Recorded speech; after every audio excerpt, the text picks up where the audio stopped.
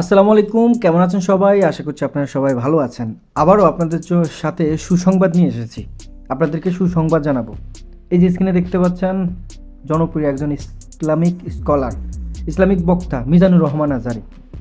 তিনি আবারও যাচ্ছেন মাহফিল করার জন্য সিলেটে। যশোরে যেই মাহফিলটি করেছেন তার তুলনায় ৩ গুণ টাকা খরচ হবে এবং মানুষও হবে।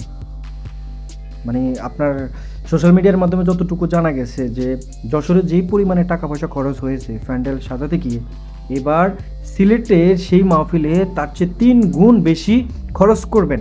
অলরেডি চলতেছে কাজ। আলহামদুলিল্লাহ, আল্লাহ সুবহানাহু ওয়া তাআলা সম্মান দেওয়ার মালিক। এই যে আপনারা যারা পিছিয়ে লেগেছেন, কাদা ছোড়াছুড়ি করছেন, কোনো লাভ নাই, কারণ সম্মান দেওয়ার মালিক কে? আল্লাহ।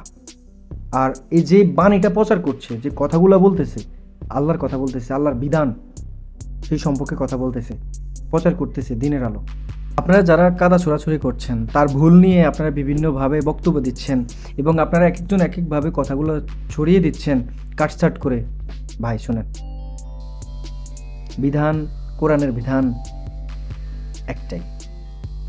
হয়তো এক একজন এক একভাবে তার বক্তব্যগুলো প্রকাশ করেন, কিন্তু এক জায়গা থেকেই করেন। এখানে বলতে গেলে অনেক কথা।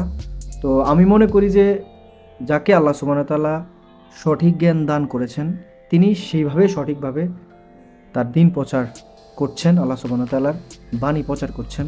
এর জন্য আমরা সবাই সহমত হব, সবাই তাকে সাপোর্ট করব। কিন্তু আপনারাই তার পিছনে যেভাবে লেগে আছেন রে ভাই, মানে কি বলবো। যাই হোক, আমরা শুভকামনা রাখছি আল্লাহ সুবহানাহু ওয়া তাআলা তাকে শরীর সুস্থ রেখে ভালোভাবে যেন সিলেটে গিয়ে তিনি মাহফিলটি করতে পারে।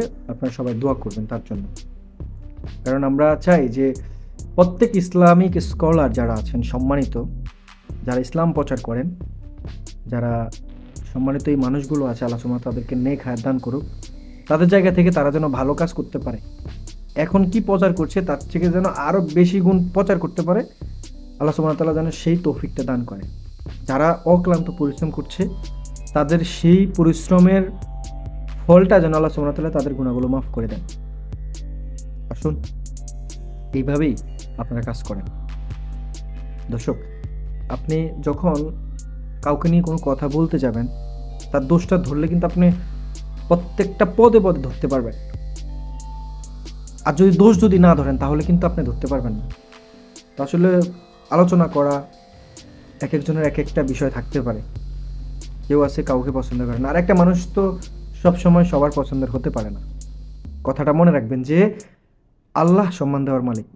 আল্লাহ যদি কাউকে সম্মান দিয়ে থাকেন, তাহলে সেখান থেকে মানুষ যতই তার পিছনে লেগে থাকুক, কোনো কিছু করতে পারবে না। এটাই সত্য।